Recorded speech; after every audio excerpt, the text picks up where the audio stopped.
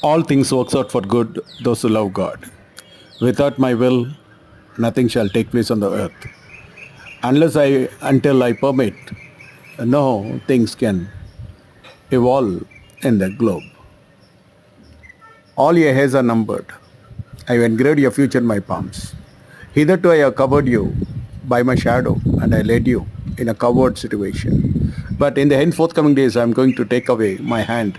I will expose you to the public for good, and you shall be known to many nations, says the Lord of the host.